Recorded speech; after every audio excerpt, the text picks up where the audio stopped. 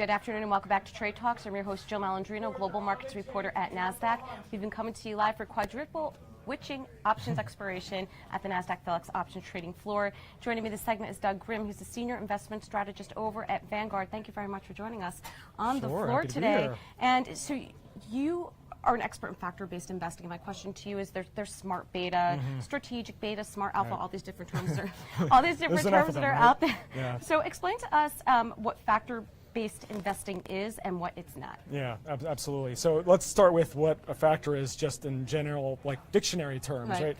It's something that really influences a result, right? And so that's the generic term. How does it apply to, say, the equity market? It's where somebody is systematically focusing on purchasing certain stocks that exhibit a characteristic that somebody believes is going to generate an outcome to help achieve an objective. And so that's definitively what it is. Smart beta, on the other hand, is, and we kind of joke about this at industry conferences because there's no real consensus definition for it, but tends to be a catch-all marketing term which really covers all index-based strategies that are not capitalization weighted. In other words, indexes that aren't ranked based on what the market value is of those companies. Now, some smart beta products are factor investments. In other words, they do target certain characteristics that have been rules-based, well documented in the academic literature, but there are others that do not.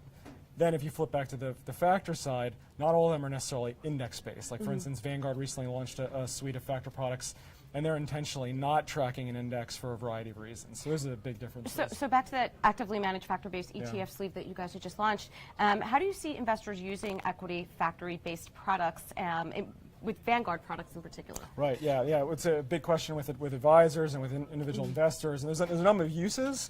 I'll just touch on a couple of them. Right. The big one is, number one, if somebody's looking at low return environment expectations from a lot of firms out there, so people are thinking, well, how do I really achieve objectives? So some factors can potentially be used to potentially enhance return. Now that does come with some risks, but there are some factors that they could use to invest in something that's transparent, that's typically fairly low cost. The risks are pretty well known for what they are, potentially achieve that objective. Another big one is reducing risk. So say you're the retiree, they want to keep their equity allocation the same. They don't want to move more money into fixed income, but they're a little bit jittery about market swings, and they want to kind of reduce the bumps in the road. You could potentially use certain factor products to smooth that out. No guarantees of it, but it's certainly an objective that people use. Well, with all the factor-based products that are out there, and you alluded to this in your last answer, what are best tips and practices for investors or registered investment advisors managing their portfolios to select the right factor-based ETF? Yeah, that's a big challenge, Jill. It's something that a lot of people are focusing on, and we're seeing more movement in the industry into this part of the discussion because there could be a lot of different products that are labeled value, but you need to look underneath the hood in our view.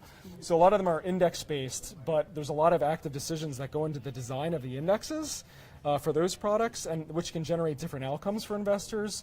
So we think it's important when you're looking at factor products, whether they track an index or whether they're actively managed, that you conduct due diligence as if it's an active strategy, just like you would any other active strategy. So you gotta be thorough about it. So a couple things that we would say is, just like you would on a traditional active manager, who are the people involved? What's their process? What's their philosophy? So what's the rationale for why this strategy would particularly work out? Is there any evidence behind on how that's achieved over time?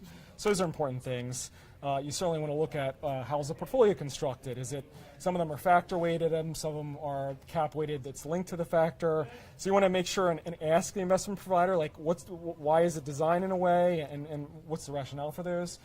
And then how's it implemented? So there's costs that are involved in this. There's transactional costs, bid-ask spreads that occur. There's also ongoing costs like taxes potentially if it's in a taxable account, or the expense ratio, which all funds have. It's important to make sure that you're considering all of those things when you're doing it in order to do it. Now, we do say that they're not for everybody, so people have to analyze how much these fluctuate. And one way that I like to think about it is when you're going on a roller coaster, right? So when you're going on a roller coaster, you always buckle your seatbelt, you always hold onto the bar, because you know there's going to be some rough patches there, and in order to achieve your outcome. It's the same with this, same with traditional. So it's not for everybody, because you have to be able to endure and stomach those. And so for investors that have a little bit of trouble knowing that something might underperform for a couple years, it's probably not for them, but for those that can understand that and can deal with that, it might be more appropriate for those types of investors. Let's switch gears and wrap up and talk about portfolios overall? Because you Yeah. had mentioned that. Right. Look, 2018, the vol landscape looks very different than 2017. Good thing if you're a trader, but if you're a longer-term investor, I'm sure you get this all the time. What is Vanguard's outlook when it comes to markets for 2018 and how to keep that long-term balanced portfolio intact? Yeah, it's tough. There's a lot of noise out there with different trade policies and what's the Fed going to do next and what's happening with the rebalance in China, all sorts of things that are out there. You know, for our perspective, when we look at the equity markets and the fixed income markets over the next, say, 5 to 10 years, we believe it's going to be a subdued outlook. So we're trying to ratchet down a lot of client expectations. In other words, the last 5 to 10 years are probably not going to look like the next 5 to 10 years. And so we're increasingly seeing, if you look at the equity market, a lot of people talking about whether the U.S. equity market is in a bubble.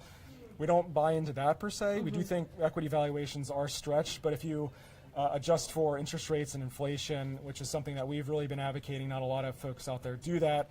Based on our forecasting method, we think central tendency. The future's unknown, but the central tendency of our outlook is say 3 to 5% for a balanced portfolio over the next 5 to 10 years. Now that said, what we are telling investors to be increasingly globally diversified. That's something that we've always advocated, but we think it's really more important now.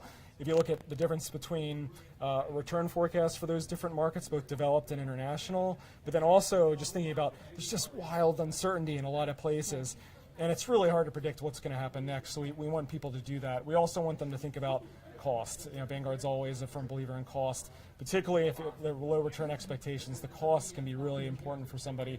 And then just maintaining that discipline. We know that there's going to be uncertainty out there. We've been talking about it for a while. Others have. But it's really hard to figure out when to move into something, when to move out of something, what the true relationships are going to be with that. So really sticking with the game plan is the best bet. All right. Well, thank you very much for joining us Thank today you, on Jill. the floor. Appreciate And it. traders, thank you for joining me throughout the day. I'm Jill Malandrino, Global Markets Reporter at Nasdaq.